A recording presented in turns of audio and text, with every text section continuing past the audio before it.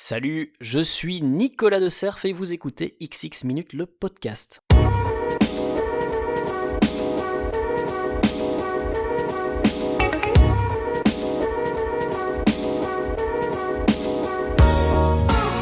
Salut à tous, merci d'écouter XX Minutes Rencontre, le podcast dans lequel mes invités se racontent à travers 5 morceaux de musique. Mon nom est Patrick et dans l'épisode d'aujourd'hui je reçois Nicolas de Cerf. Nicolas est le créateur de la chaîne YouTube Dragon Collections, spécialisée dans tout ce qui concerne Dragon Ball, et son papa Akira Toriyama. Passionné de jeux vidéo et de dessin, ce vieux geek trentenaire, comme il aime se décrire, est une personnalité dynamique et super délirante pour qui la création sous toutes ses formes a beaucoup d'importance. On a échangé sur les festivals de musique, la musique électro, la ville d'Hambourg ou encore le Japon. Je l'ai donc reçu chez moi dans mon salon et j'ai découvert quelles étaient les histoires qui se cachaient derrière ces 5 morceaux, à savoir ceux de Outkast, Michael Field, Bad for Lashes, Crystal Castles et Hironobu Kageyama. Sur ce, bonne écoute.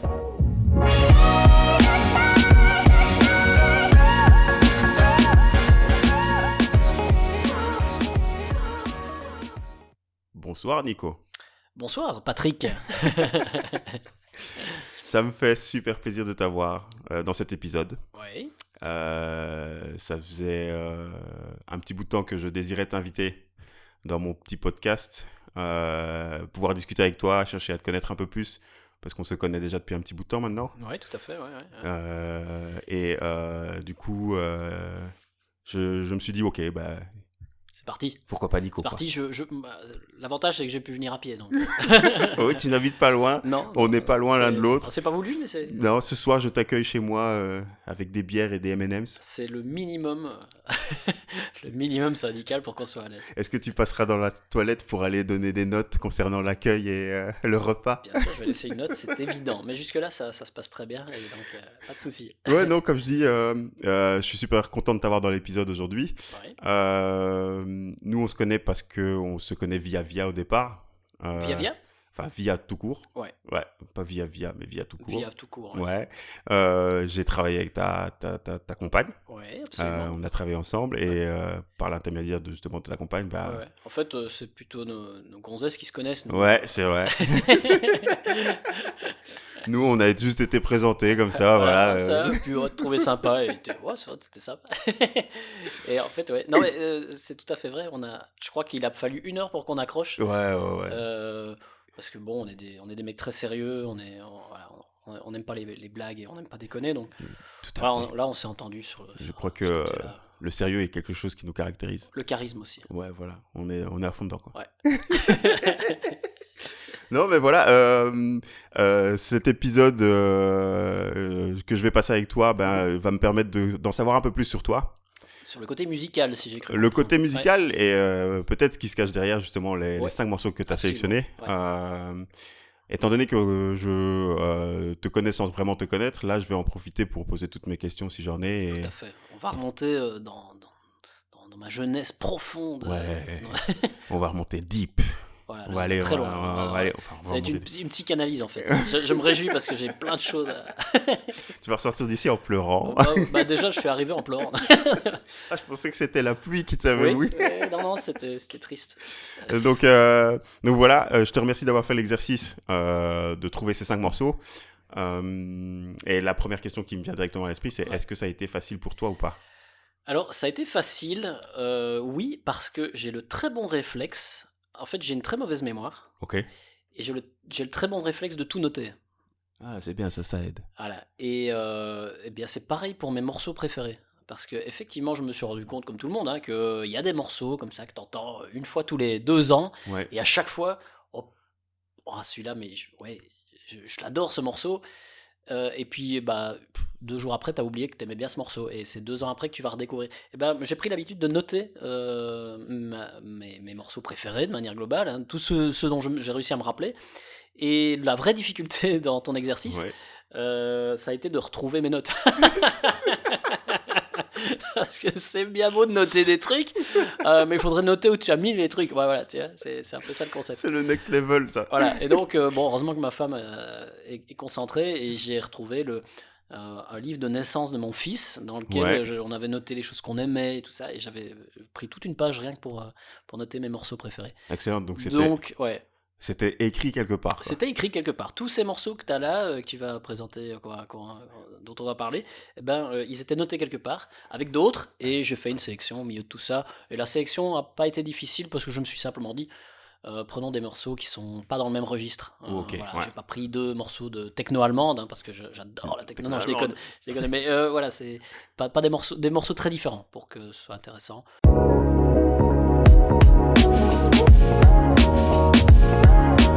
La musique, elle a une importance dans ta vie ou Alors, c'est marrant, c'est une question qu'on m'a posée. Je me souviens quand on était à l'école secondaire, donc je sais pas, j'avais 14-15 ans. Mhm. Je me souviens très bien, genre cours de morale ou cours de religion, je sais pas quoi. On nous a posé la question, est-ce que la musique a une importance dans votre vie? Les enfants de 14 ans, ouais, tous quoi. Ils Ouais, écoutaient ouais. tous de la musique, ils achetaient le magazine 7 Extra et ils regardaient MCM, tu vois. Et je me souviens très bien et très clairement d'avoir dit non. Je pourrais vivre sur musique, j'en ai rien à cirer. À cette À époque-là. cette époque-là, ouais. Parce que à cette époque-là, j'avais d'autres passions et j'en ai toujours d'autres. Mais la musique ne m'aidait en rien quand j'étais ado. Bon, c'était il y a très longtemps, hein. Parce que bon, maintenant voilà, Tu te rapproches de quel âge là maintenant? je me rapproche plus de 40. Du 4-0? Ouais, plus du 4-0 Du 4-0. que du 1-2-3-0. Non, du 4-0 que d'autres choses. Ouais. Mais quand j'étais ado, ouais, autant les gamins, voilà, ils avaient tous des t-shirts de Guns N' Roses, voilà, les filles c'était les boys band. Ouais. Ben moi, j'aimais bien d'écouter des trucs, mais ça m'est pas venu à cette époque-là. Et c'est vraiment petit à petit que la musique a pris une importance, vraiment une grande importance. Et bah voilà, entre 20 et 30 ans, j'ai fait toutes les années des festivals de musique. Ok, ouais. Et j'ai vraiment vu, je sais pas, 150. Si j'ai pas vu 150 concerts dans ma vie, j'en ai vu aucun, quoi. Ok. Et je peux, À ce point-là. ouais, je peux vraiment noter les groupes que j'ai pas vus et que je suis déçu de ne jamais avoir vus. Ouais. Mais le reste, en gros, tout ce que j'ai voulu voir, je l'ai vu, quoi. Donc Ok. vraiment, ouais, c'est. Et tu te souviens qu'est-ce qui a pu faire ce revirement de situation ou Ouais, c'est une bonne question. tu crois que c'est un événement particulier ou tu crois que c'est justement le fait de grandir entre guillemets et de te rendre compte que la musique a un effet sur toi que Ouais, je sais pas dire en fait. Je pense que c'est à partir du moment où. Enfin, je suis un petit peu artiste sur les bords, j'aime bien dessiner, t'aimes bien j'aime bien dessiner, ouais. je cherche la solution en même temps que tu me poses la Mhm. question, la réponse en même temps que tu me poses la question, mais je pense que quand j'ai eu besoin d'inspiration, parce que voilà, j'ai fait des études de bande dessinée, des études d'illustration, Ah oui, même ça, si j'en ai pas fait mon métier, mais ouais. tu as besoin de nourriture, comment dire, d'aspiration, quoi. Tu as Ouais, besoin ouais. de nourriture quand t'es un peu artiste et que tu as besoin d'aspiration. La musique est vraiment clairement une source d'inspiration. Et je me demande si c'est peut-être pas le moment où j'ai eu besoin d'écouter des choses différentes. Ok. Et c'est peut-être là que j'ai découvert qu'en fait, ouais, ça a vraiment de l'importance et que surtout la musique c'était un panel tellement large. Ouais, ouais. Et je pense que c'est parce que j'avais besoin d'inspiration. Ouais. Et actuellement, alors du coup, comment tu consommes cette musique? Alors, je suis passé beaucoup par le CD dans la dernière décennie. Le CD. Le CD, rappelez-vous les enfants. Le CD. Ouais, il y a des jeunes qui ne connaissent plus Ouais, le qui ne CD, qui ne connaissent pas. Qui ne connaissent carrément pas. plus le format. Ouais, Ouais, qui ne ouais, connaissent ouais. pas le format, qui connaissent plus, mais qui connaissent pas le format. Ouais. C'est surprenant. C'est pas dingue, c'est normal, mais c'est vrai que c'est très surprenant. Moi, j'ai consommé beaucoup la musique via les CD, donc toutes les semaines, j'allais me chercher un petit album. Ah ok, ouais. Voilà, parfois des déceptions, mais c'était pas une époque où on avait. Enfin, c'est pas très loin comme Non, c'est époque, pas mais très c'est pas loin. une époque où tu pouvais vraiment goûter la musique, tester un album avant de l'acheter en fait. Et donc Ok, ouais. j'achetais des albums un peu les yeux fermés parce que je connaissais un morceau et je me disais que le reste allait être aussi bon. C'était souvent le cas, parfois pas. Ouais, juste. Et donc tu te retrouves avec une armoire entière de CD. Ça va vite, hein. Voilà. Ouais. Et puis au bout d'un moment, maintenant avec le dématérialisé, tu te dis ouais putain ça me prend une place de dingue, je peux pas garder toutes ces boîtes en plastique débiles. Donc j'ai fini dernièrement par liquider toutes mes boîtes et foutre les CD. Ouais, tout est parti à T'as la osé poubelle. faire ça? Et j'ai gardé. Bah oui, parce qu'il y a un moment donné, C'est vrai? quand t'es consommateur de médias, Ouais. moi je lis des BD, je lis des mangas, je joue aux jeux vidéo, et donc forcément j'accumule du matérialisé à Ouais, une époque où le dématérialisé a autant ouais, juste. d'importance. Et donc il y a un moment donné, tu dois sacrifier des trucs parce que j'ai beaucoup de livres, tu te dis qu'est-ce que je sacrifie? Bon, bah les boîtes de CD qui sont un peu cassantes et un peu Oui, branlantes. Tu te dis c'est vraiment pas grave quoi. Et donc c'est vrai que j'ai gardé, il y a quelques albums que j'ai quand même gardé ouais. en démat, mais le reste j'ai liquidé, j'ai juste gardé le CD. Tout ça pour dire que maintenant je consomme la musique. Pour le moment je suis un peu en transition en fait. J'achète plus de CD parce qu'il y a trop de dématérialisé. Alors Ouais. peut-être que je consomme la musique sur YouTube en fait le plus. Ah, ok, ouais. Je couple mon téléphone à un baffle, vous savez, comme les jeunes font dans ma cuisine, pendant que je donne à manger aux enfants.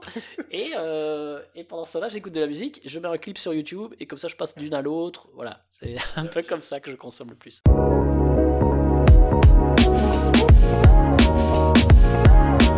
YouTube, c'est ta plateforme, entre guillemets, de Ouais. prédilection pour l'instant. Ouais, j'aime bien YouTube. Parce Et que, je fais, j'ai une chaîne en fait, ouais, parce que je suis fan. disons-le clairement. Ouais, j'ai une Disons-le chaîne clairement. YouTube, et effectivement, je fais des vidéos en tant que fan de manga et autres, voilà, de Dragon Ball notamment, jeux Ouais. vidéo. Bon, voilà, c'est mon domaine, les jeux vidéo. Je travaille dans un grand magasin, une grande enseigne qui commence par SN et qui finit Et par par AK. Voilà, c'est pas le MediaMarkt. Dites-moi pas dire les marques. Euh, donc je vends du jeu vidéo clairement.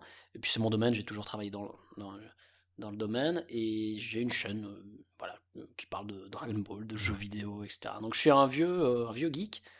C'est ce qui me range, c'est ce qui me garde encore un peu. C'est bien dit tout ça. Voilà, mais c'est vrai.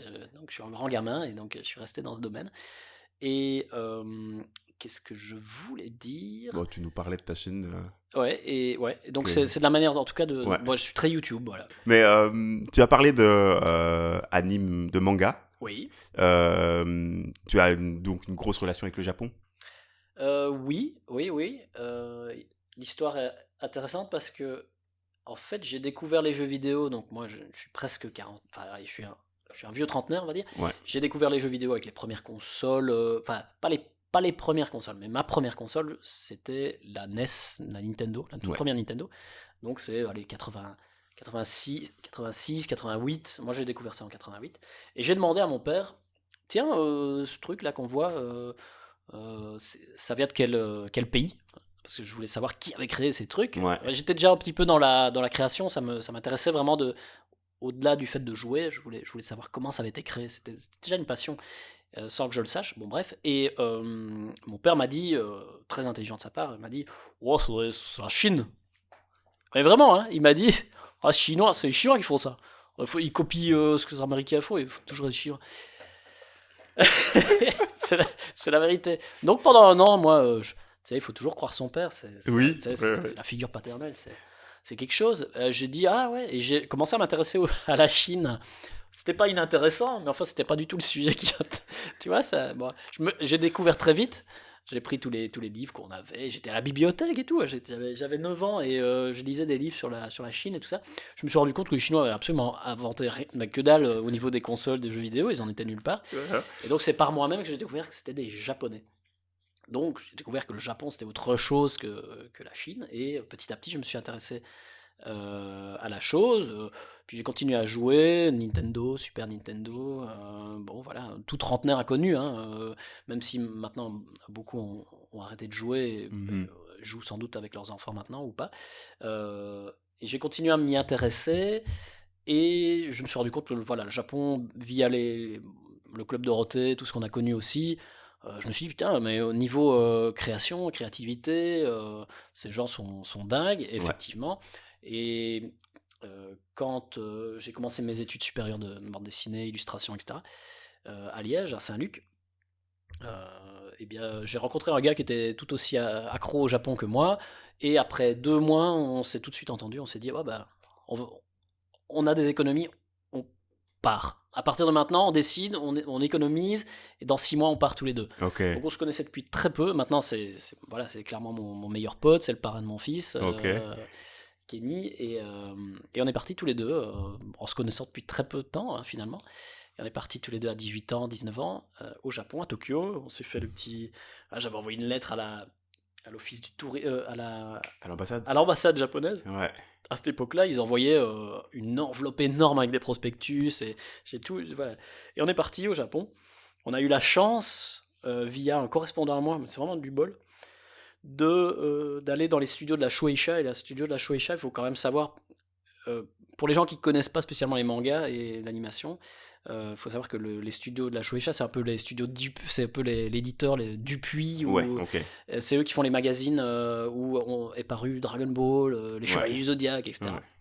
Donc c'est vraiment un éditeur énormissime au Japon, et on est allé dans les locaux où ils faisaient les magazines, où ils montaient les magazines, donc voilà, pour nous c'était le paradis, quoi. Ouais. Donc voilà, ça c'est mon histoire par rapport au Japon, et puis j'y suis retourné il y a encore une dizaine d'années, une deuxième fois, et bah, jusqu'à ma mort, mon but ce sera d'aller le plus possible au Japon, parce que c'est un pays que j'adore, et enfin, je pense que tout le monde devrait aller voir le Japon une fois dans sa vie, quoi. C'est vraiment intéressant, et la prochaine fois j'irai avec ma famille. Ouais. Je vais attendre tous mes enfants et l'âge pour avoir des bons souvenirs. Pour leur ouvrir un peu Ouais, pour qu'ils les portes de partager ça avec eux, et Ouais. qu'ils aient un âge où ils peuvent se rappeler, avoir des souvenirs et découvrir ça avec moi, quoi. Parce que toi, ça t'épanouit vraiment, ce que t'as découvert du coup avec le Japon et tout ce qui, toute cette culture, toute leur, Bah oui, tout ce qu'ils ont de culturel, quoi. Oui, le Japon c'est intéressant parce qu'on le sait tous, ça c'est un peu la caricature, mais c'est vrai en même temps. C'est le parfait mélange entre le futur et le passé. Donc ils ont vraiment gardé toute leur culture. Les temples sont toujours là. Tout est en bois, et tous les siècles ils les refont entièrement, et donc tout reste pareil. Et à côté de ça, Tokyo est une mégalopole futuriste. En permanence, ça restera toujours futuriste, restera toujours... Je me rappelle avoir été il y a 10 ans, ils avaient déjà les téléphones que nous on utilise maintenant. J'exagère, mais c'est vraiment ça, quoi. C'est incroyable. Je comprenais même pas, et en fait, oui, ils ont une longueur d'avance. Ils ont une longueur d'avance là-dessus, et en même temps, ils gardent vraiment leur tradition. C'est super intéressant. Voilà, je pense qu'il faut aimer, mais ça vaut la peine d'aller visiter le Japon. Toi, t'as directement accroché, quoi. Ouais, j'adore. Et puis après, c'est vrai que j'ai écouté un peu de musique aussi japonaise, parce que pareil, ils font plein de choses différemment de nous.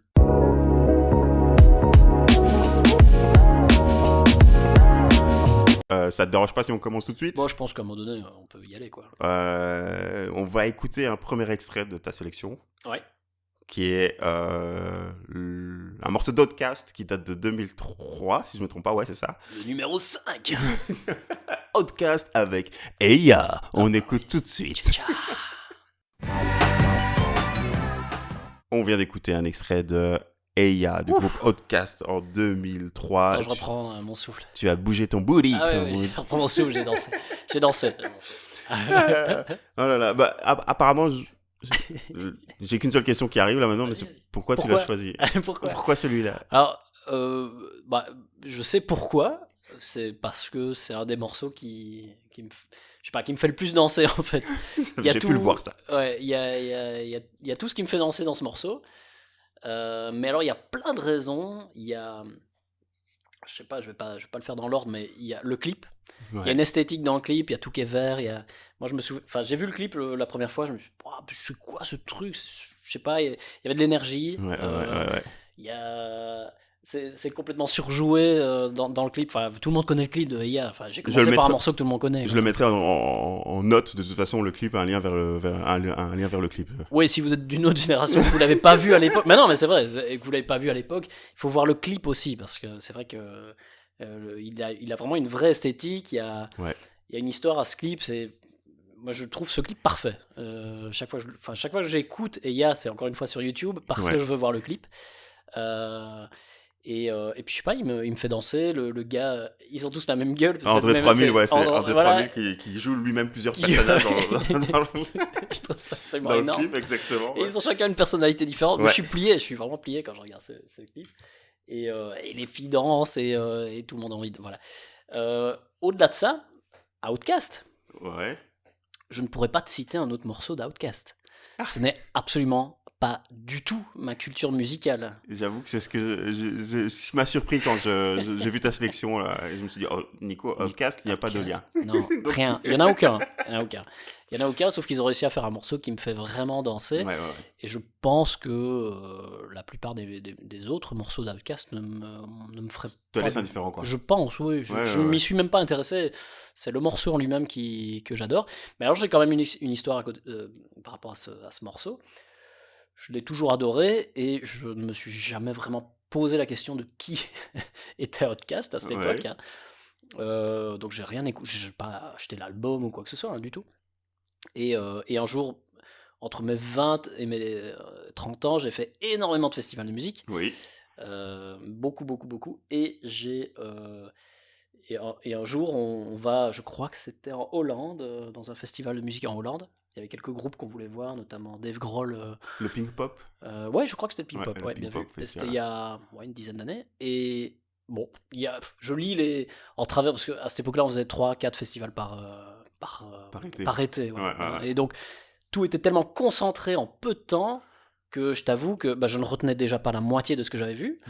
Et je mélangeais en fait tous les festivals parce que bon, l'alcool aidant, je veux dire, je fais pas l'apologie mais il y a rien à faire, il faut bien s'hydrater, c'est l'été et qu'on sait très bien que l'été en Belgique et en Hollande encore plus, hein, c'est caniculaire. Bon, il faut bien s'hydrater et bon, tous les bons médecins vous diront qu'il faut boire de la bière, c'est quand même ce qu'il y a de plus rafraîchissant. Donc tout se mélange. T'as un mois où tu écoutes de la musique en permanence.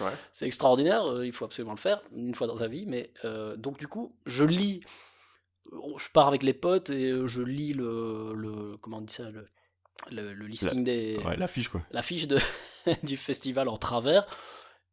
Outkast était marqué dessus, mais je ne tilte pas une seconde parce que j'ai déjà oublié que c'était eux qui faisaient Eya. Et donc je me retrouve devant, j'ai des potes qui me disent il faut voir Outkast, et puis je dis j'aime pas trop ce genre de groupe.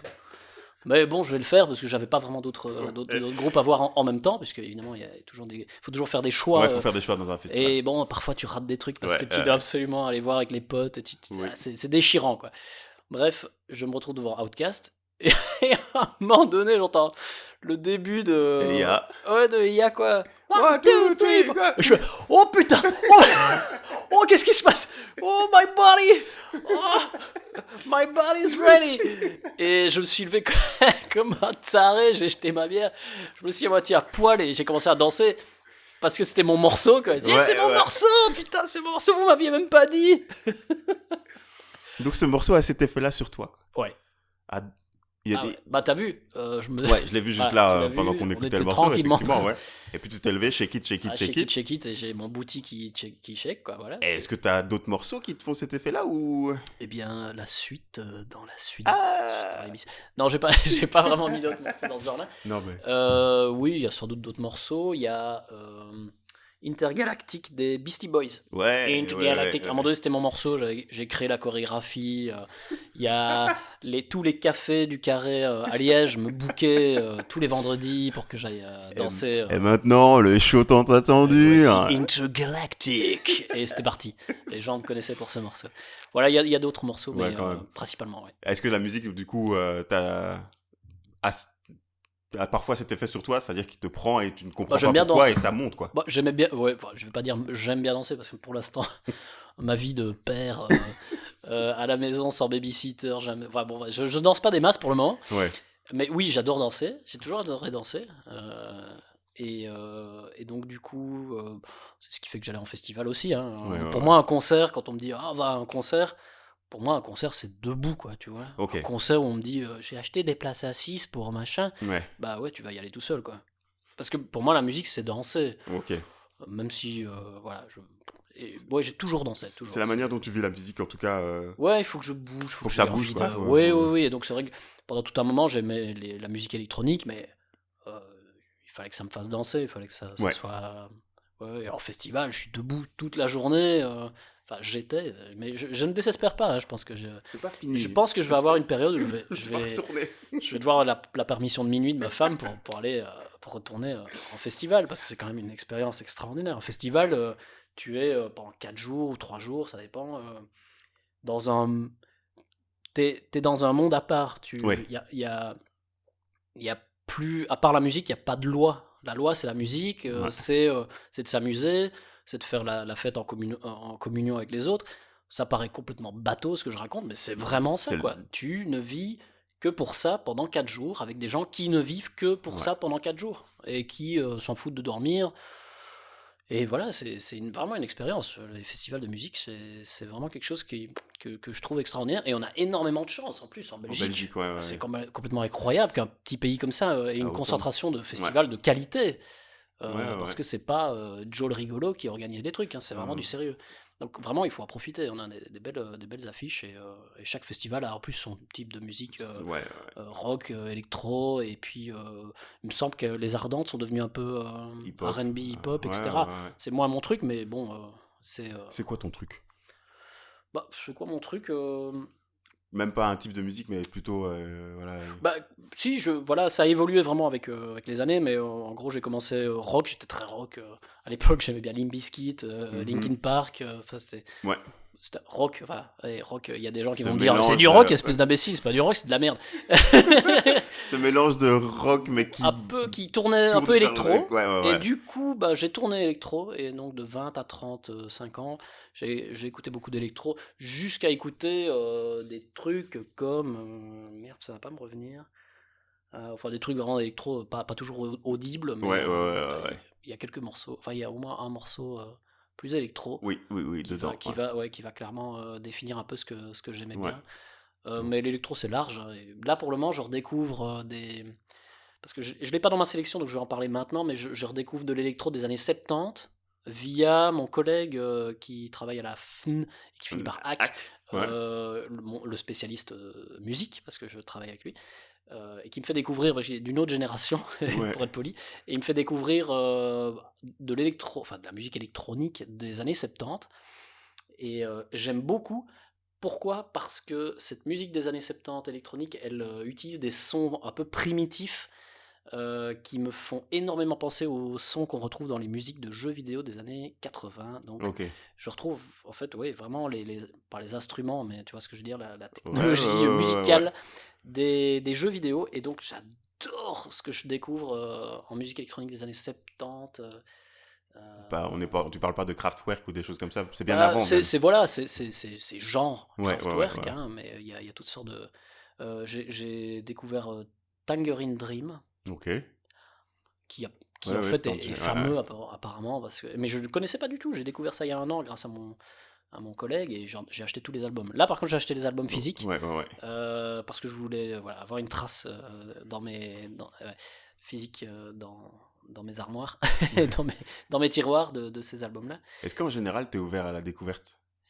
Oui, tout à fait. Oui, absolument. Ouais, ok. Bah oui, parce que sinon, je ne serais pas à 40 ans en train de découvrir des musiques électroniques des années 70. Et ça dans n'importe quel domaine, quoi. C'est-à-dire que pas spécialement musique, mais est-ce que t'es ouvert à ce qui se passe actuellement? Est-ce que t'es ouvert Ouais, à apprendre potentiellement, des je le nouvelles suis. choses? Maintenant, la vie fait que il y a des moments où Ouais.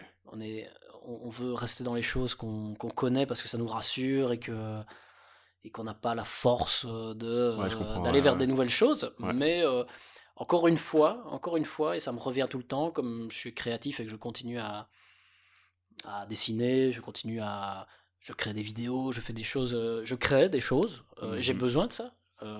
Et bah du coup, j'ai besoin de sources d'inspiration, et effectivement, j'ai besoin de découvrir. Dès que je découvre un nouveau truc, ça me donne des idées pour autre chose, Ok. en fait. Et quand je dis c'est pas très concret parce que les gens ne me connaissent pas évidemment qui m'écoutent, mais si je découvre une musique, ça va m'inspirer des décors, je vais avoir envie de dessiner, ou je vais avoir envie d'écrire une histoire. Ouais.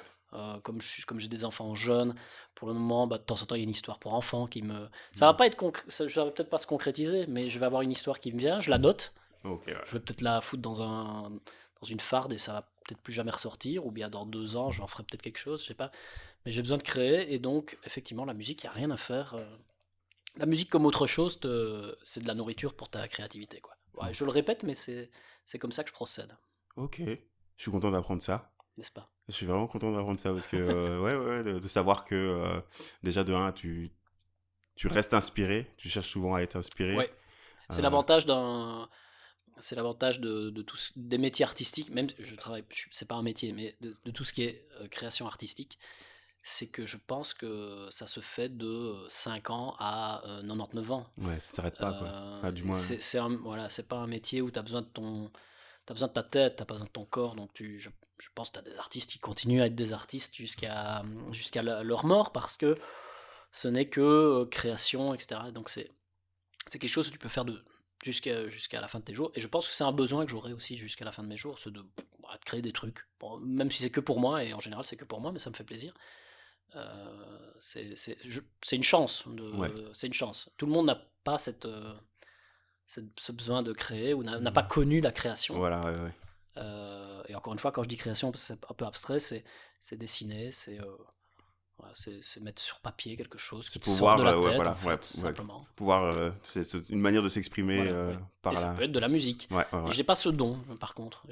À l'époque où je faisais de la bande dessinée à l'école, enfin que j'apprenais le métier, entre guillemets, c'était vraiment assez marrant de voir que beaucoup d'artistes qui dessinaient avaient un don pour la musique. Ils avaient En tous un plus, quoi. instrument Ouais, ok. ça allait presque de pair, en fait. Mhm. C'était naturel. Dès qu'il y avait un gars qui dessinait bien, boum, bizarrement, il jouait très bien de la flûte traversière. Et ben moi, j'avais pas du tout ça. Alors je Ok. dansais, je sifflais. Voilà, T'es- je siffle très bien. Mais t'es- ça passe très mal au micro, donc je vais Est-ce pas que le tes faire. parents Oui. étaient dans la musique? Non, mais dans le dessin, oui. Dans le dessin, ouais, ok. Ah ouais, c'est incroyable. J'ai vraiment des deux côtés, de ma mère et de mon père, ça fourmille de peintres. Donc Ok. ça se transmet vraiment, c'est dans L'expression l'ADN. créative Ouais, c'est assez incroyable d'ailleurs de se dire, voilà, j'ai un gamin, il a 3 ans et demi, bah, il passe des heures à dessiner. C'est dans l'ADN. Ouais, Évidemment, les enfants font ce que leurs parents font. Moi, je dessine, bah, mon fils va se mettre à côté de moi et s'ils te dessiner. voient dessiner, ouais. Mais tu sens quand même qu'il y a un gène parce que bah, je le trouve doué. Bon, c'est mon fils, hein, il ferait n'importe quoi, je le trouverais doué. C'est comme ça qu'on procède, mais tout de même, on sent que c'est vraiment quelque chose. C'est intéressant de voir que ça se transmet Ouais. dans les gènes, quoi, dans le sang. En tout cas, tu vois ce phénomène-là. Ah oui, c'est flagrant. Ouais, C'est ouais. flagrant, et je crois que c'est pareil pour la musique. Si t'as plein d'artistes musicaux dans ta famille, je suis sûr que Ça va être influencé tu vas être d'une manière ou d'une autre. troubadour, quoi. Ouais. Troubadour Un ménestrel. de dingue, quoi. Un barde. Il y en a beaucoup de nos jours.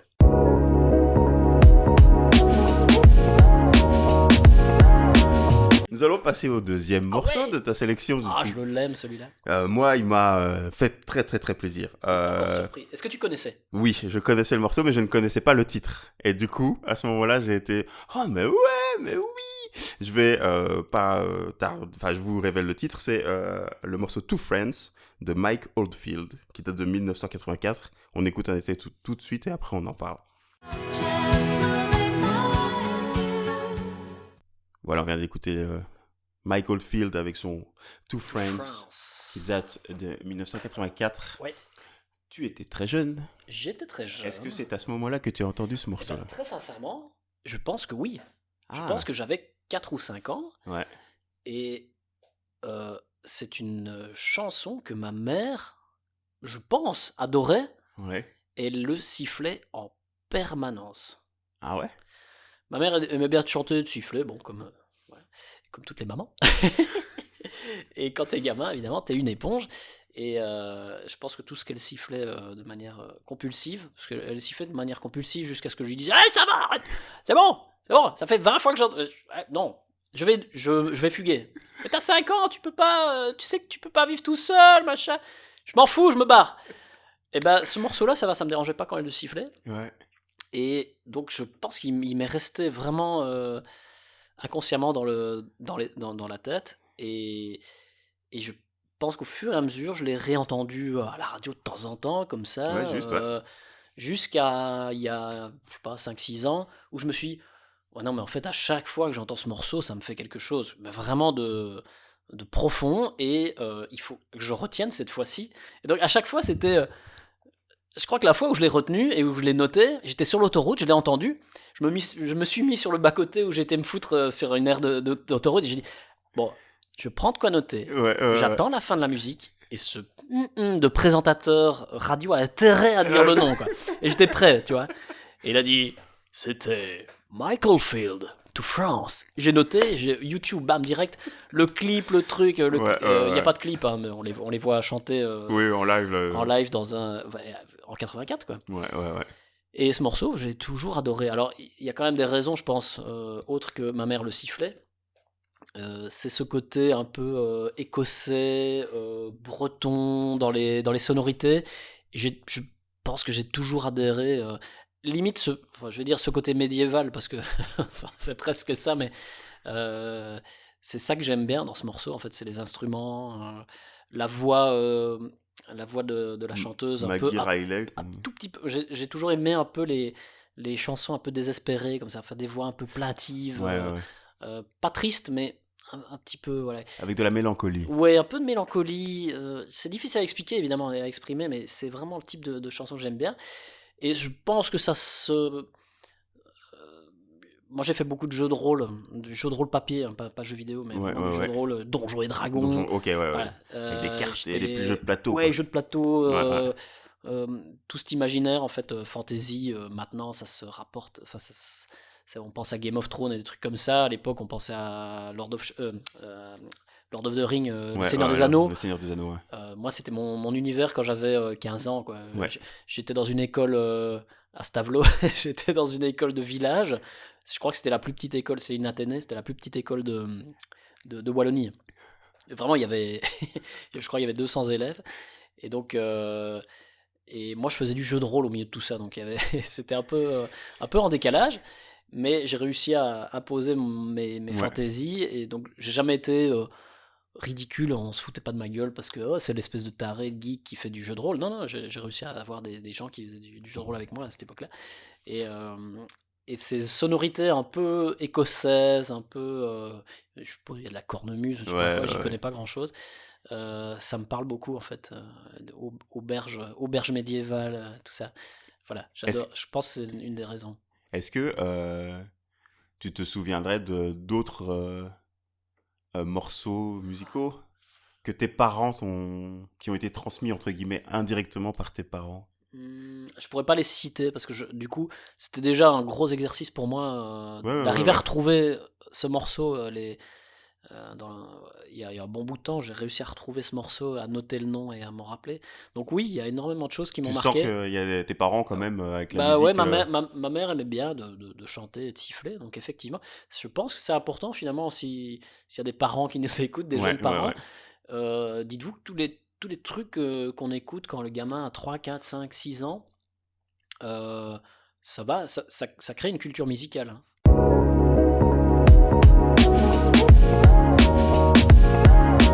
Troisième morceau de ta sélection. Ok, ouais. Qui est, je le cite, Good Love de Bad for Lashes, qui est sorti en 2009. On écoute un extrait tout de suite et ensuite on en discute.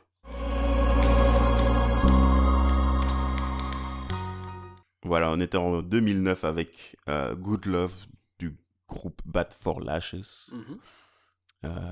Nico, pourquoi il se retrouve dans cette sélection? Alors, paradoxalement, je n'ai pas grand-chose à dire sur ce morceau, mais ça va rencontrer quelque chose que j'ai dit précédemment. Ça, c'est quelque chose qui m'inspire, par exemple. C'est une belle voix féminine, c'est évanescent comme musique, c'est très fin, enfin je trouve ça très fin, j'aime beaucoup Bad for Lashes, que j'ai un peu découvert sur le tard, je ne saurais pas te dire comment. Ouais. Et en fait ils ont beaucoup de morceaux, il y a notamment Daniel que la plupart des gens connaissent à mon avis, enfin ça doit être leur morceau le plus connu. Daniel, toi tu me disais que moi c'est Via Laura, tu aimes bien Laura, ouais, c'est un morceau magnifique, c'est vraiment beau, hein, ouais. J'ai choisi celui-là, en fait j'aurais pu choisir Daniel pour que les gens sachent de quoi on parle. D'ailleurs, je suppose que tu le mettras en lien. Je le mettrai dans la playlist. Pour que les gens disent ah oui, Daniel. Ah oui, j'aime bien. Mais Good Love, je l'ai mis parce que je pense que les gens le connaissent moins. Et que c'est pourtant vraiment un morceau d'une finesse. C'est cette voix, elle a vraiment une voix fine. Et quand on écoute les albums, elle a la chance, je pense, la chanteuse dont le nom le nom ne me revient pas, mais elle a la chance d'avoir des musiciens très inspirés. Parce que c'est quand même quelque chose, on se dit parfois, ah j'adore cet artiste, elle a une voix magnifique, ou il a une voix magnifique, mais ils sont pas toujours très bien entourés non plus. Ou l'inverse, hein. Ou l'inverse. Là, je peux te confirmer que pour en tout cas cet album-là, elle a tout fait quasi toute seule. Ah ok. Donc aux instruments, c'est elle toute seule. Elle s'est C'est elle s'est servie elle, elle-même ouais. quoi. Elle Ouais. s'est servie C'est elle-même. vrai Elle que c'est savait très ce- personnel, ouais. Elle avait l'image et elle s'est servie Ah bah, elle-même. elle est d'autant plus douée Ouais, ouais. parce qu'il y a des. Enfin, encore une fois, c'est fin, quoi. C'est très Dans inspiré. quel état ça te met quoi, quand tu dois écrire? Donc, comment ça fonctionne? Ça veut dire que tu vas dans une pièce, tu t'isoles et t'écoutes, tu mets la musique à fond ou dans les écouteurs et puis tu crées, ou ça peut Bah, ça varier en dépend ce que fonction? je fais, parce que si j'écris, par exemple, Ouais, si j'écris quelque chose, pas une histoire ou quelque chose qui me vient, et que je mets des mots sur une feuille, ouais. vraiment que j'écris, eh ben, il faut pas que j'ai des paroles pendant ce temps-là, parce que ça me perturbe complètement. Ok. Donc il faut que j'écoute alors de la musique Ouais. et pas de la chanson. Ouais. Et la musique alors va me donner une ambiance à ce que je suis en train d'écrire ou pas, hein, mais voilà. Je préfère alors de la musique sans paroles. Ouais. Si je dessine, par contre, oui, les paroles ne me gênent pas du tout. Mais je suis pas une femme, je sais pas faire deux choses en même temps, ni trois, ouais, une c'est déjà pas mal. Tu n'as Et pas ce don-là. parfois je le fais très mal. Et donc effectivement avoir quelqu'un qui chante pendant que j'écris, c'est pas possible. Ouais, mais Bad for Lashes, je sais pas si ouais, enfin ça m'inspire évidemment, mais je vais peut-être pas créer quelque chose après avoir écouté Bad for Lashes, mais ça va me mettre dans une Ouais. ouais, dans une ambiance. J'aime beaucoup, il faut écouter l'album de. Et oui, je l'ai mis aussi parce que je parle beaucoup de concerts, je parle beaucoup de festivals, etc. Et ben c'est un gros regret, je n'ai jamais vu, je les ai ratés. J'ai jamais vu Bad for Lashes en concert. Tu n'as jamais vu Bad for Lashes Non. en concert. Et j'ai vraiment, vraiment toujours eu envie de voir cette Ouais. chanteuse avec son petit nez de cochon comme ça. Non, mais elle est très mignonne, elle est très jolie. Elle a un tout petit nez comme ça, elle est vraiment mignonne. Je dis pas ça méchamment parce que je la trouve vraiment très, très jolie. Mais j'ai toujours voulu la voir Ouais, en pour voir ce que concert. ça donnait. Elle est vraiment féminine dans le sens où elle a l'air d'une fragilité extraordinaire, alors qu'elle a une puissance même, je pense que ses chansons racontent toujours quelque chose. Daniel, par exemple, je sais pas si tu sais ce que c'est Daniel en fait. Non. Donc la plupart voilà, si vous écoutez la chanson de Daniel, vous allez connaître. Daniel, en fait, c'est une référence à Karate Kid. Daniel San. C'est le Daniel San de Daniel Karate San. Kid. Ok. Donc en fait, cette fille, elle est de notre génération, elle a connu les années 80, Ouais. elle a connu toutes, et elle fait référence à ça en fait. D'ailleurs, beaucoup de ses chansons sont des prénoms, et je pense qu'elle fait référence à des gens qu'elle connaît, qu'elle a connus, qu'elle a adorés, qu'elle a appréciés, et qui l'ont inspirée. Je pense, parce qu'il faudrait que je Laura. cherche pourquoi Laura. Ouais, Ah bah ouais. Laura, évidemment, ça va pas me revenir, tu vas le mettre en lien ou tu vas le rajouter. Ouais, je vais rajouter Ça va pas me deux. revenir, mais Laura, c'est une Laura connue. Ouais. Là, je suis triste de ne pas m'en souvenir, parce que je l'ai écouté hier, justement, avant de... je sais plus, c'est une actrice connue, en fait. Ok. Ouais, ou une chanteuse connue. Et elle fait une référence à elle. Et Daniel, c'est Daniel San de Daniel Karate San. Kid. Daniel San, je vous mettrai le lien vers la bande-annonce du premier. Gros Kid. Ouais, vous pouvez regarder le Karate Kid avec Jackie Chan et le fils de... Jaden Smith. Voilà. le fils de Will Smith. de Monsieur Smith. De Monsieur Smith. Qui est pas mal, hein, pour une... Mais c'est vrai que l'original est l'original. Mais... J'avoue que cette version-là avec Jackie Chan et Jaden me fout tout quand même... tout à fait correct. est respectable. Respectable parce que l'effet Ouais. de, ok, le petit qui se fait... Ça fonctionne. ça fonctionne. Donc, Il se fait un peu maltraiter par l'idée les est la grosses même, buttes ouais, de voilà. l'école. c'est tellement basique, mais je pense qu'en fait toutes les générations ont besoin de leurs choses basiques. Par C'est-à-dire- exemple, alors ça veut dire quoi? Ça veut dire que on a connu Karate Kid, qui est une fable d'une simplicité phénoménale.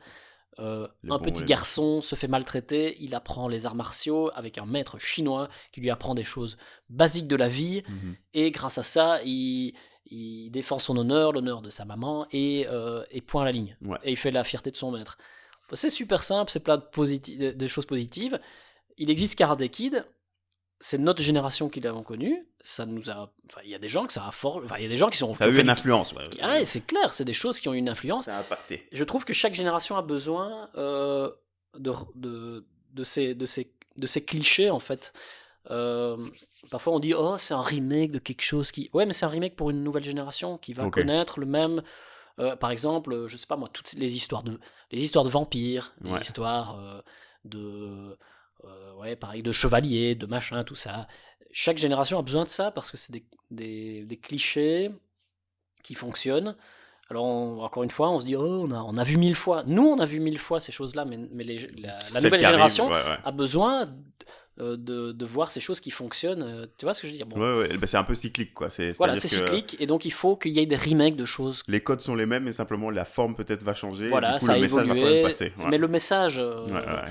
doit passer parce que je pense que les enfants ont besoin de choses basiques qui vont créer leur univers. Et puis, il faut qu'ils voilà. s'identifient aussi, parce que c'est pas un Danielson que nos enfants à nous deux, là, C'est maintenant, ça, vont le s'identifier, tu Danielson vois. des années 80, il est sympa, mais il a vieilli, quoi. Si on monte un Jaden Smith maintenant, là, tel qu'il est maintenant à nos enfants, quand ils Ouais. auront l'âge de Jaden Smith dans le film, ben voilà, Ça l'identification sera déjà sera là. autre chose. Donc on peut refaire dans 10 ans Un un Karate Karate Kid. Kid. Nous on dira oh c'est qu'un remake parce qu'on est vieux cons. Mais ton gamin il sera peut-être très content d'avoir le petit truc de karaté avec des idées très positives quoi. On sera là, tu sais, nous, on avait des meilleurs films, hein. Mon Danielson il était quand même vachement plus. Ah oui, je le dis. Voilà. C'est juste ça que je voulais dire. Ah ouais.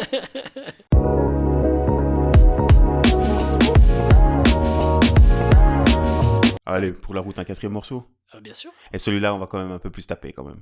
On tape, tu veux dire quoi? On Tu veux dire, tape. on Ça veut tape. dire que ça va être un peu plus Il est busquette, comme on méchant, dit dans il le est plus Borinage. méchant, il est plus. Un Il peu est sombre. Il est plus- sombre. Il est très sombre. Ok, eh ben, ce Plague. dont on parle, c'est de Plague, exactement, de De qui Crystal Castle. et qui est sorti en 2012. On Et écoute un extrait. plague qui veut dire. Fléau. Ouais, Ou, je sais plus, c'est la lèpre. Non, c'est pas la lèpre. Oh, une saloperie. Ouais. Une saloperie. Un sale truc à attraper. Un genre de quoi. coronavirus Une plaie à de cette attraper. époque, quoi. Un truc qui fait mal. On écoute l'extrait tout de suite et après on en discute.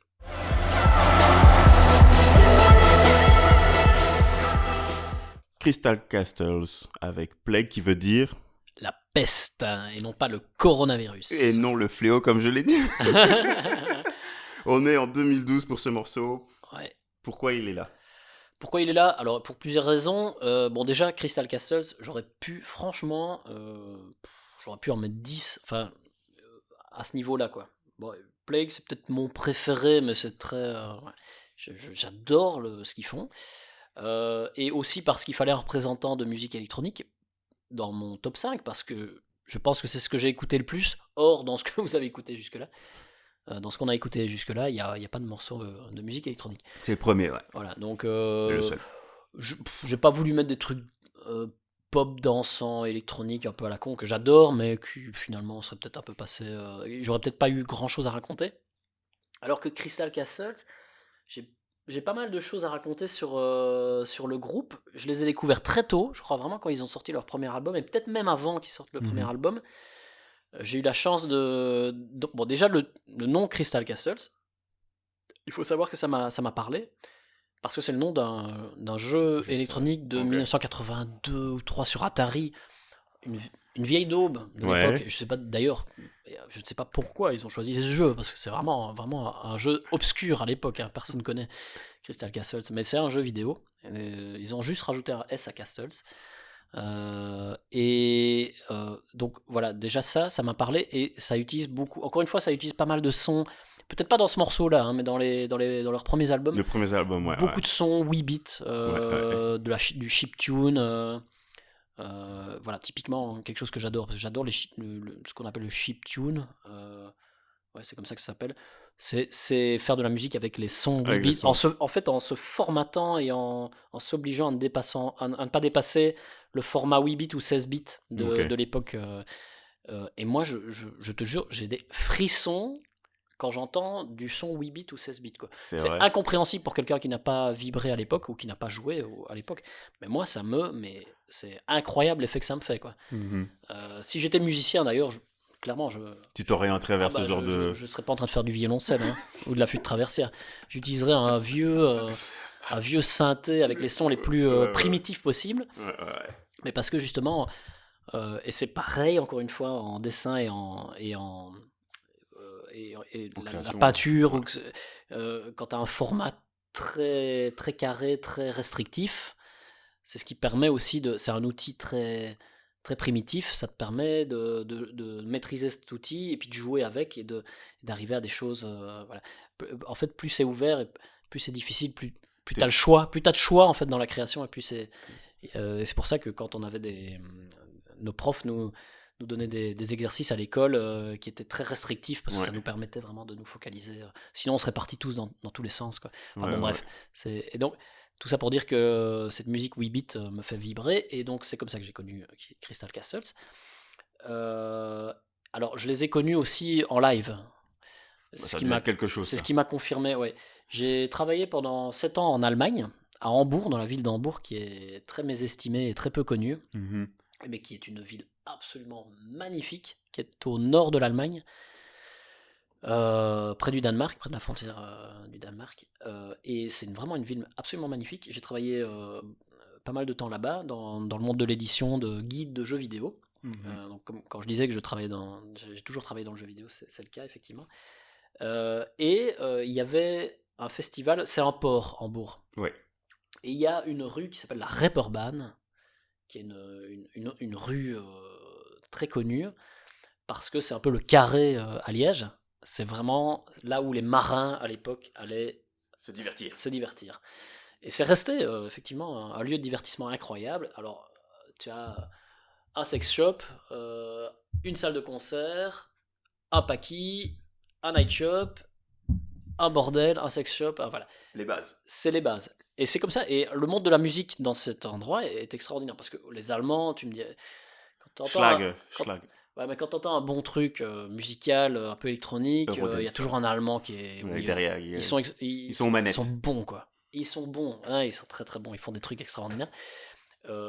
Et Hambourg est une ville où il y a énormément de musiciens qui sortent de là, beaucoup de groupes de musique électronique.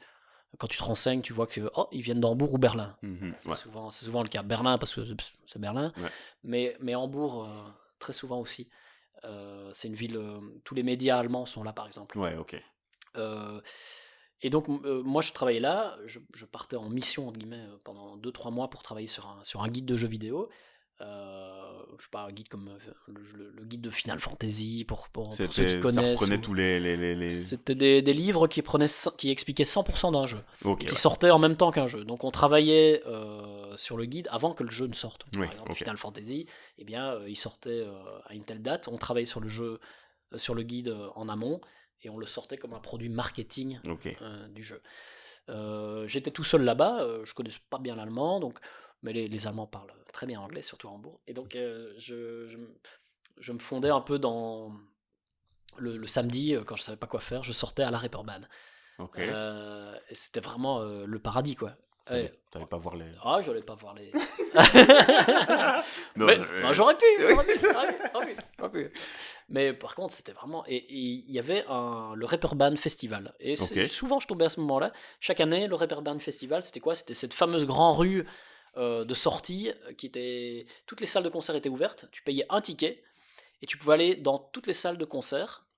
Et il y avait des concerts en permanence pendant toute la nuit, pendant 3-4 jours. Enfin, vraiment une ambiance extraordinaire. Et évidemment, d'ailleurs, c'est la Sioux, qu'on connaissait à peine à cette époque-là. Eh bien, elle était en concert là. Mais genre, elle se testait. Je crois qu'elle se testait. Parce qu'elle était très peu connue. Moi, je la connaissais parce que je l'avais vue dans un festival. On commençait à la connaître avec ses morceaux. Son premier morceau, Machin Muffin. Rasta Muffin, je crois. Non, mais Rasta Mouse. C'était un truc comme ça. Je sais plus, morceau super connu. Bon, là, bon. Et moi j'étais là, hey, Belgium, personne la connaissait, il y avait 3 personnes dans le public parce que forcément. J'étais là, hey, Belgium. Et puis elle m'a fait, ouais, Belgium. Bah oui, forcément. Attends, elle était plus jeune que moi, elle était perdue en Allemagne, elle ne connaissait rien. J'étais à ce festival et à un moment donné, évidemment, Crystal Castle, genre 4h30 du matin, tout le monde complètement déchiré. Et dans une toute petite salle de concert. Et vous avez sans doute entendu, mais franchement, écouter Crystal Castle comme ça sur YouTube, sur un ordinateur ou un téléphone portable, ça rend pas honneur à la musique de Crystal Castle. C'est des basses, c'est des sonorités vibrantes. Et quand tu es en concert, dans une petite salle de concert, tu es vraiment pris, c'est presque tribal en fait. C'est des vibrations qui te font vraiment entrer Enfin, c'est très spécial en fait. Ça rentre en toi, quoi. Ouais. Et alors, la chanteuse, tu vois jamais son visage. J'ai passé le concert entier à essayer de voir son visage. Elle est complètement recroquevillée sur elle-même. Et je pense qu'elle est vraiment comme ça, la fille. Hein. Ouais, ça fait partie d'elle, quoi. Ah ouais. Et pareil, donc ils sont deux. Hein. Il y a le musicien sur son synthé, et puis tu as la chanteuse. C'est très sombre. C'était extraordinaire comme ambiance. Vraiment, ça m'a vraiment transcendé. J'ai adoré. Et puis je les ai revus aux Ardentes à Liège, et c'était pareil, mais par contre c'était à 3h de l'après-midi. L'ambiance n'était pas la même, complètement à côté de la plaque, mais moi j'ai vécu de la même manière. Encore une fois, il faisait super chaud, je transpirais comme une vieille bête sauvage, et il y a eu cette espèce de communion comme ça, et voilà, c'est ce genre de musique où je me dis il faut prendre de la drogue, mais en fait t'as pas besoin de ça, parce que la musique t'enivre et t'emporte, quoi. Ouais. Donc voilà, je vous conseille d'écouter. Par contre, ils ont un 4e album que je me suis forcé à ne pas écouter. Pourquoi ? Parce que j'ai lu une affaire comme quoi en fait le musicien, maintenant c'est vrai ou c'est pas vrai, hein, mais comme quoi le musicien en fait a abusé entre guillemets de la chanteuse qui était beaucoup plus jeune que lui. Et il l'a manipulé en fait. Il y a toute une histoire, que je vais passer les détails, mais ça va l'air très malsain, et elle s'est complètement séparée du gars en disant non mais il m'a formaté depuis mes 18 ans, et j'ai été manipulé, donc je me suis dit, je sais pas, il y a quelque chose qui m'a un peu cassé dans mon élan, dans mon amour pour ce groupe. Donc j'ai pas écouté le 4e album parce que voilà, il y a beaucoup mais de bonnes choses en tout cas dans les trois premiers albums.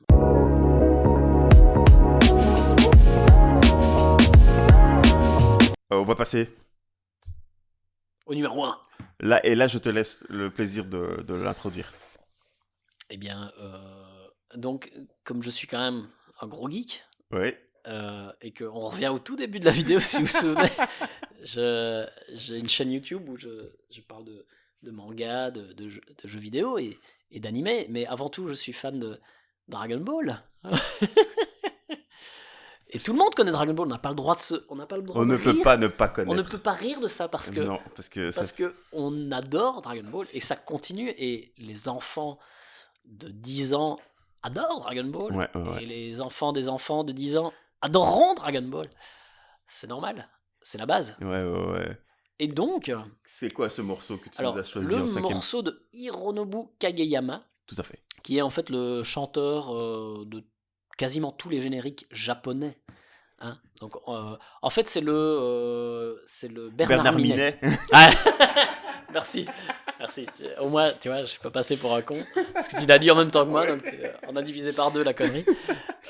C'est le Bernard Minet japonais, mais c'est vrai en plus. Hein. Il a la même énergie, tu sais, Bernard Minet, c'est un... Allez ta gueule. Et je l'ai vu en concert, Bernard Minet, il y a une dizaine d'années à un festival manga. Il était dégueulasse, mais c'était formidable. Et tout le monde chantait en chœur, donc voilà, l'air de rien, tu vois. Il a cet effet-là. Et Hironobu Kageyama, c'est le Bernard Minet japonais. Il a chanté tous les génériques de Dragon Ball en Jap. Et il y a dans Dragon Ball des morceaux qui sont introduits dans les épisodes. Donc il y a des moments cultes de Dragon Ball qui sont en fait finalement illustrés par des musiques et des morceaux. Alors on les a sans doute pas connus au Club Dorothée, ces morceaux, parce qu'ils ont été... Je saurais pas dire en fait si ce morceau a été introduit dans les épisodes français ou pas. C'est possible, mais je suis pas certain. D'après ce que j'ai pu voir sur internet, j'ai pas l'impression, parce que même les Américains qui faisaient du doublage sur les animés ont enlevé le morceau, quoi. Alors, mais les Américains, c'est encore spécial parce qu'ils ont connu Dragon Ball très tard, et en plus ils ont remplacé toutes les musiques. Et pour ça, le peuple américain mérite pas grand chose de beau. Hein. Ils ont remplacé toutes les musiques de Dragon Ball. Mais les musiques de Dragon Ball sont cultes. Hein. Sont top. Je pense que beaucoup de gens entendent un morceau de Dragon Ball et je crois que je connais.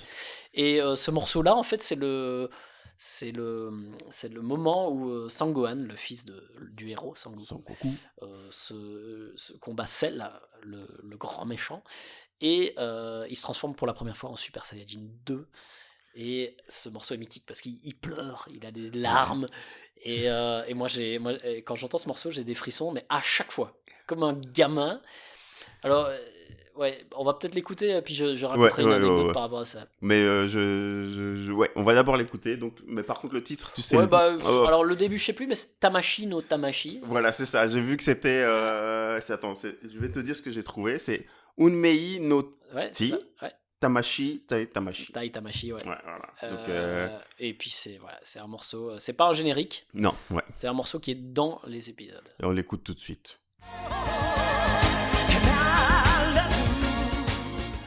C'était Hironobu Kageyama avec un morceau dont je ne dirai pas le titre parce que c'est quand même long et compliqué. Tamashi Tai Tamashi Merci, Dragon Ball Nico. Z. Merci Nico. Voilà. Qu'est-ce qu'il fait donc? Explique-nous pourquoi il est là. D'abord parce que ma première passion dans ma vie, c'est Dragon Ball. Faut dire qu'il y a t'as une chaîne spécialisée là-dessus. On n'a peut-être pas encore parlé. Oh, on a trop parlé. Dragon Collection. La chaîne s'appelle Dragon Collection. Je vous invite à aller la voir. Voilà, je parle de Dragon Ball. Les si fans. vous aimez Dragon Ball, Ouais. on discute de ça. En fait, ce morceau, il représente peut-être la scène de Dragon Ball que je préfère. Voilà. Et donc, ça me fait chaque fois des frissons. Je peux pas faire autrement. Alors, l'histoire quand même, parce que j'ai des choses à raconter autres que juste c'est Dragon Ball, j'adore, je suis un geek, et j'ai 40 ans et je suis trop vieux pour ces conneries. C'est que ces 3 dernières années, je l'ai vu 2 fois en concert. What? Ah oui, monsieur. Où ça? Eh bien, il y a un concert qui s'appelle le Dragon Ball Symphonic Adventure. Oui. Ah, tu vois? Oui, je voulais y aller. Ah, j'aurais dû te proposer. L'année passée. Oui. Ouais. Il est passé pour la première fois il y a 2 ans à Paris, évidemment. Ouais. Et parce que, bon, quand même, la France est très grande consommatrice de manga et de Dragon Ball. C'est des Français qui ont organisé ça et ils ont demandé tous les droits possibles et imaginables pour qu'un orchestre philharmonique, symphonique et orchestral, enfin vraiment, ouais, la totale, puisse jouer toutes les musiques de Dragon Ball en live, avec derrière, sur un écran géant, les scènes qui correspondent en animé. Ok. Autant dire que si t'es un tant soit peu fan, c'est vraiment une tuerie intégrale.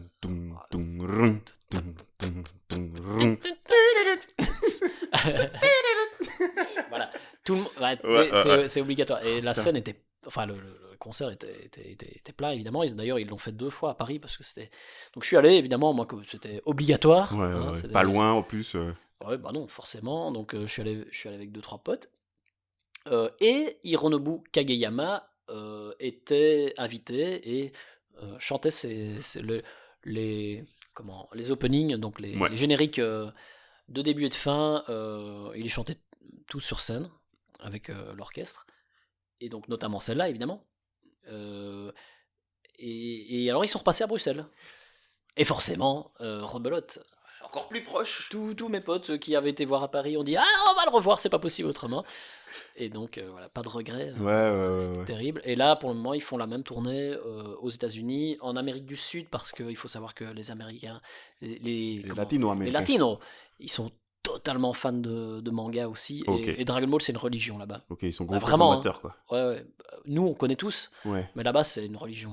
C'est encore autre chose. On se rend pas compte, mais non, du tout. Complètement dingue. Donc là-bas, voilà, c'est tout ce qui est latino, Dragon Ball, c'est la vie. Et donc j'étais le voir 2 fois en concert, le Bernard Minet japonais, et c'était terrible. Il y avait une dame à côté de moi. Franchement, elle avait 50 ans. Ouais. Elle était avec une plus jeune. Donc je me disais, c'est la maman qui accompagne la jeune qui me paraissait trop jeune pour Dragon Ball. Bah en fait non, c'était la fille qui accompagnait sa mère qui avait une 50aine d'années, et elle pleurait. Je te jure, elle avait des larmes. Elle était comme quoi la passion n'a pas de limite, n'a pas d'âge. Non. Donc voilà, c'est un morceau que vous ne connaissiez sans doute pas. Non, je pense que. Et en même temps, voilà, ça illustre un petit peu tout ce que j'aime. Donc c'est pour ça que je l'ai mis là exprès. Hein. Non, mais c'est un bon morceau, et pour avoir été voir la scène dans laquelle il a été utilisé en théorie, parce qu'on ne sait pas. Enfin, Je ne sais pas si nous, je ne me rappelle pas si nous on l'a vu comme ça. J'avoue que la version française, Ouais. je l'ai vue à l'époque, mais je suis pas attaché des masses à la musique à version ce moment-là, française, ouais. donc je sais plus en fait. Et donc, pour avoir vu la scène, comme tu l'as dit pendant qu'on écoutait le morceau, c'est une scène importante quoi pour Ah oui, c'est l'histoire de Dragon Ball, mais plus précisément de Sangohan. Oui, c'est le moment en fait où son père, Sangoku, le héros de Dragon Ball, passe en fait le flambeau du héros à son fils en disant moi je me retire, je te laisse faire, je sais que c'est toi qui a le potentiel pour battre. Et alors le gamin il a 8 ans, tout de suite il pisse dans son froc et le grand méchant en fait tue un de ses potes, c'est 16, enfin c'est pas un de ses potes, mais il tue littéralement un personnage, d'ailleurs c'était censuré, tu l'as dit, dans la version Club Dorothée la version de Club l'animé, Dorothée, logique, hein, il lui écrase carrément la tête, donc bon quand même. On nous a menti quoi. Ah putain, je croyais qu'il était juste mort d'une Oui, c'est tout, un coup et voilà, c'était mort. Non, en fait. Et là, il devient dingue et il y a cette musique qui débute. Et franchement, elle a une impact incroyable, quoi. Elle est très. La musique, moi, c'était la première fois que je l'entendais quand j'ai préparé l'épisode aujourd'hui. Et elle est très. On sent qu'il y a de l'amertume, de la tristesse. Et en même temps, tu te dis, ok, maintenant c'est le moment de se battre. Quoi. Oui, après ça, il atomise tous les méchants. Et, c'est le moment de taper les. C'est vraiment une scène que j'adore. Et en fait, bon, et si tu fais le sondage, c'est la scène que les fans de Dragon Ball préfèrent. C'est vraiment la scène mythique et la musique qui va avec. Et alors je vais la mettre en lien. C'est pour ça que je l'ai mise. Je vais la mettre en lien sur YouTube, dans les notes de l'épisode parce qu'il faut que les gens la voient. Quoi. Voilà. Ça me rappelle, je crois que c'était dans les sélections de The Voice à l'époque, ou une émission à la con comme ça. Un gars qui était venu pour les sélections, tu vois, là où tout le monde essaie de sortir le morceau qui va le sélectionner et tout. Ouais. Le mec, il est venu, il a pris ses couilles en main et il a chanté le générique japonais des Chevaliers du Zodiac. Et c'est devenu un truc mythique. Tu vas retrouver la vidéo. Je vais la mettre aussi. The Voice, ou je ne sais pas. C'est pas The Voice, c'est encore la nouvelle star, un truc de genre. Un truc antérieur, vraiment. C'était il y a presque une dizaine d'années. Et le gars, il est pas possible. Enfin, c'est pas possible. Il sait pas chanter, mais alors il connaît son générique japonais par cœur. Et ça m'a fait penser à ça parce que c'est vrai que c'est ridicule. Mais on est tous des grands enfants et il a pas été sélectionné, mais par contre sa vidéo. Il a dû faire le buzz. Voilà, moi j'aurais pu pas, tu vois, si je participais à The Voice, j'aurais chanté ça. Mais et j'aurais perdu. Ce qui serait triste, c'est dommage. Puis... Le monde aurait raté quelque chose. Ouais, je suis d'accord. Tu connais d'autres musiques d'animé.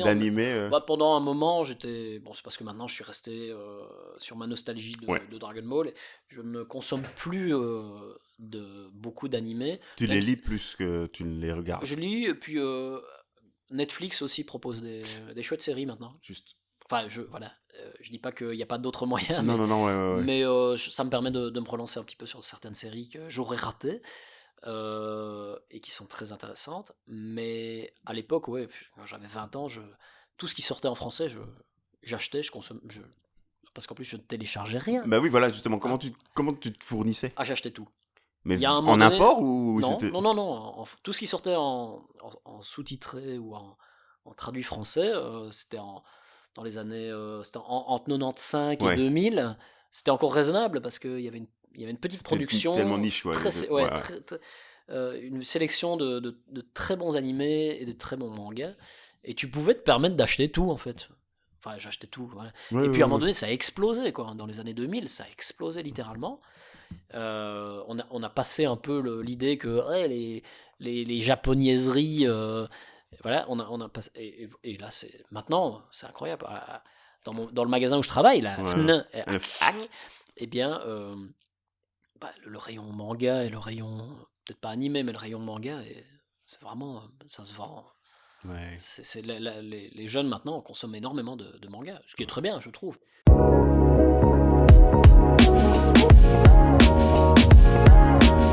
Es-tu satisfait de ta playlist du coup là? Oui, parce que je trouve qu'elle est disparate. Elle est, voilà, j'ai pu raconter des choses. Si dans un an je te repose la question, il y aura du changement? Oui, ces 5-là seront toujours là. Ouais, ils seraient là, ces 5-là. Ça, c'est sûr.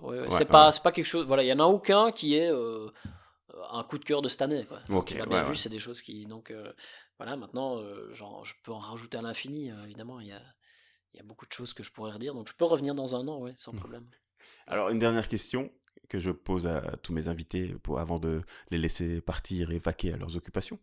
Au jour d'aujourd'hui, qu'est-ce que tu te souhaiterais? Musicalement ou... Peu importe. Là, maintenant, avant de nous quitter, Oh, tu me dis... je pense que là, maintenant, Ouais, pouvoir partager les choses qui m'ont inspiré avec mes enfants. Là, maintenant, à cette heure-ci ouais. de ma vie. C'est un peu difficile, hein. Ils seraient pas très contents, eux, mais... Voilà, bah, ce serait ça, en fait. Ce serait pas de leur imposer, Ouais. mais de les partager et puis que ouais, c'est ça en fait, ce serait de partager, que ce soit musical, que ce soit ouais, dans tout ce que j'aime, Artistique, ouais. artistique. Et c'est déjà le cas. Bon, mes enfants, le plus grand a 4 ans, donc il est encore tout jeune, mais c'est de partager ça, mais sans leur imposer. Ouais, Voilà, ouais. vraiment, c'est vers ça que je vais, mais continuer aussi à me, bah, ouais, à faire ce que j'aime et pareil, et vivre avec mes passions parce que je suis quelqu'un de passionné et quand j'aime quelque chose, je suis vraiment dedans à 150%, quoi. Ok. Et je vais continuer à l'être et à faire chier mon entourage avec les choses que j'aime parce que c'est comme ça que je vis les choses à 100%, quoi. En tout cas, moi, je te souhaite alors de vivre à 150% tout ce que tu vas entreprendre ou tout ce que tu entreprends déjà maintenant et Ouais, de le continuer. Et je te remercie encore bah, c'était un plaisir. d'avoir accepté l'invitation de venir ici. C'était chouette. Je suis content d'avoir appris ces choses-là sur toi, Ouais, l'influence de Michael Field ouais. Sur ma sur vie. ta vie, Ouais. le- Et le- les la, la- vibrations de Crystal Gassé. la grosse surprise qu'est Eya Ouais, Outcast rien dans à ta voir. Ouais, sélection. ouais, ouais. Non, je suis vraiment content. Bah, je trouve que le thème musical, c'est vraiment une très bonne idée pour découvrir les gens. Parce que je pense que tout le monde a des morceaux qui racontent une partie de leur vie. Donc, c'est la meilleure chose que. Pour découvrir les gens, je pense que c'est la meilleure chose que tu pouvais proposer. Merci. Ah bah, de Merci. rien. Et du coup, je te souhaite une bonne continuation, Nico. Merci, toi aussi. Et à une prochaine fois.